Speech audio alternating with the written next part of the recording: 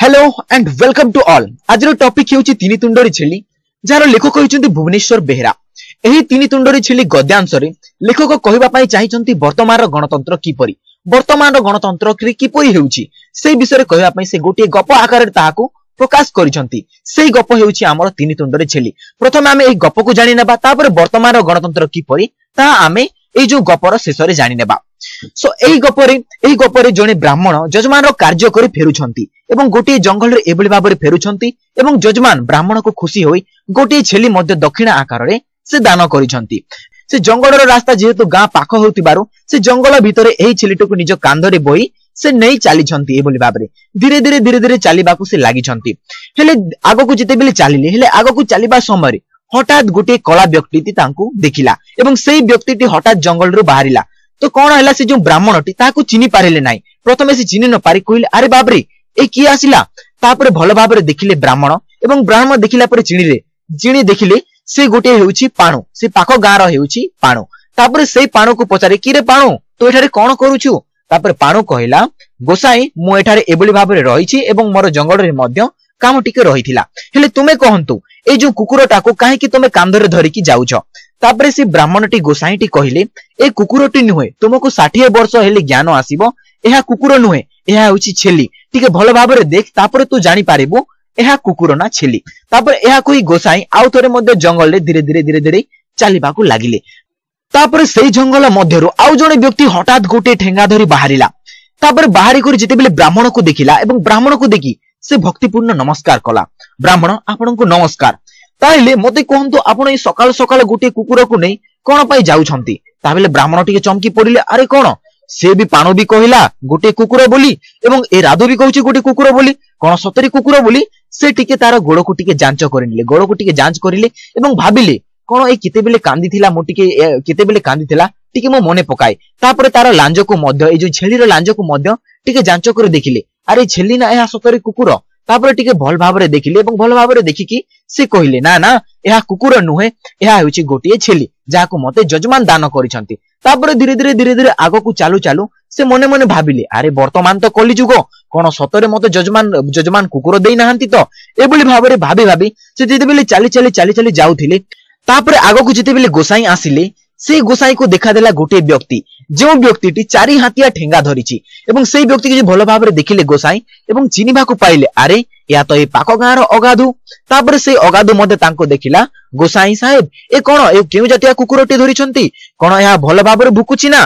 तापरे गोसाई भाबिले अरे कोन समस्ते मते एई छेली को कुकुर बोलले। प्रथमे पाणु कहिला, तापरे अगाधु कहिला, तापरे राधु मध्य कहिला कोन या सतरे कुकुर। तेलो जेते बेले सुनिले या कुकुर बोली हठात फट करी सेही जो छेलीटी को कचाड़ी देले। सेही छेली को कचाड़ी देबारो तापरे जेते बेले से आगो को गले सेही छेली को कचाड़ी तापरे धीरे धीरे ए जो अगाधु पाणु राधु ए समस्त गोटे जगह रे आसिले एवं सेही छेलीटा को निजर करी ताको घर को नै गले एवं एई बोली भाबरे से ब्राह्मण को बोका बनाई निज सेही जो छेली रहिछि सेही छेली को घर को धरी फेरार हे गले। ताले एई गपुर आमे कोन सिखली, एई गपुर आमे जानिले कि जदि गोटे कथा 2-3 जनक ठारे जदि प्रकाशित होए ताइले सेही कथाटी हमकु सत परीक्षा लागि थाए। तापर लेखक कहिबा पई चाहिचंती वर्तमान गणतंत्र किपरि जेपरि आमे राधु पाणु ओ अगाधुर कथा सुनिले ठीक सेही परि वर्तमान जुगरे मध्य अनेक राधु पाणु ओ अगाधु अछंती जो माने निजर प्रोपागंडा किंबा निज कथा रे से लोकंकु बोका बनाउछंती। विभिन्न प्रचार प्रसार से समय तो से केवल राधु पाणु ओ अगाधु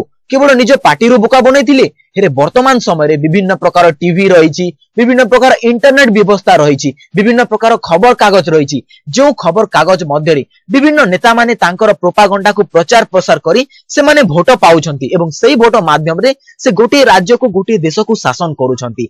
एले एई बोली भाबरे प्रोपागंडा करूथिबार से लोक माननकु मध्य ठीक अधिकार देउ नहंती, ठीक शासन जो बोली भाबरे शासन हेबा कथा से बोली भाबरे शासन हो नाही एवं से माने कहउछंती एहा गणतंत्रर शासन एवं जो गणतंत्रर प्रकृत अर्थ हेउची लोक माननकर शासन जो थारे आमे कहिथाउ कि आमे निजको निजे शासन करूछु। कोन या सत बोली या भुवनेश्वर बेहेरा समस्त को पचारि छंती। हेले जदि आमे देखिबा ताइले एहा प्रकृत गणतंत्र नुहे जे लोक माने शासन व्यवस्था को ठीक भाबरे जानि छंती। जो हमर शासन व्यवस्था रहिछि सेही शासन व्यवस्था को ठीक भाबरे जानि छंती एवं भोट व्यवस्था मध्य ठीक भाबरे जानि छंती एवं निजर जो प्रतिनिधि को से माने चयन करूछंती सेही प्रतिनिधि ठीक ना भूल ताहा न जानिबा पर्यंत यह प्रकृत गणतंत्र नुहे। एवं जो देश रे विभिन्न प्रकार कौन रही, विभिन्न प्रकार बाछ विचार रही, विभिन्न प्रकार वर्ण वैषम्य नीति रही, विभिन्न प्रकार गरीब धनी मध्य पार्थक्य रही, से देश रे केबे हेले मध्य गणतंत्र सफल नुहे बोली एथिरे आमर जो लेखक रही भुवनेश्वर बेहेरा से कहिसंती एवं एही गप माध्यम रे से एहाको ही प्रकाश करिसंती। प्रकृत गणतंत्र अर्थ कोन ताहाको सुनाइबा पई ए जो आमर जो गप रहितला तीनटी तुंदरे छेली कुकुर एहाको से प्रकाश करिसंती एवं वर्तमान गणतंत्र से एही जो आमर गल्प रहितला एही गल्प माध्यम रे से प्रकाश करिसंती। वर्तमान गणतंत्र केवल प्रोपागंडा रे चलीछि, जेपरि राधु पाणु और अगाधु से जो गोसाई को बोका बनैतिले ठीक सही परी वर्तमान राजनेता माने विभिन्न प्रकार प्रतिश्रुति दे लोक माननको बोका बनाई निजर भोट पाई से माने प्रतिनिधि बाबरे छिड़ा होउछंती एवं समस्त को शासन करूछंती एवं जेउ शासन रे अनेक प्रकार धनी एवं गरीब मध्य रे अनेक प्रकार पार्थक्य मध्य देखा देउछि। सो आजिरो आमे गद्यांश एथिरे आमे समाप्त करूछि। जदि आपन गद्यांश भल लागिथिबो ताहले आपण माने आम चैनल को सब्सक्राइब करि पारिबे एवं ए वीडियो को लाइक करि पारिबे एवं जदि आपण माने एग्जाम रे ठीक स्कोर करबा पई चाहुचंती ताहले हमर जो पेड कोर्स रहिछि सेही पेड कोर्स को आपण माने जॉइन करि पारिबे, जेउथिरे आपनको एमआईएल रे किबोली भाबरे लॉन्ग क्वेश्चन लेखा जाय एवं किबोली भाबरे 2 मार्क 3 मार्क क्वेश्चन लेखा जाय से विषय रे समस्त प्रकार आपण माने पाई पारिबे। इकोनॉमिक्स रहिछि, हिस्ट्री रहिछि, जियोग्राफी रहिछि, केवल आपण माने 30 टंका रे सेही कोर्स को पाई पारिबे। जाई कि देखंतु किबोली भाबरे जॉइन करा जाय ताहा हमर कम्युनिटी बॉक्स रे मध्ये रहिछि। प्रथमे जदि ठीक लागुछि ताहले आपण माने जॉइन करि पारिबे एवं जदि भल न लागे ताहले मासे परे मध्ये एही कोर्स रो आपण माने बाहरी पारिबे। सो टेक केयर, जय हिंद, जय भारत।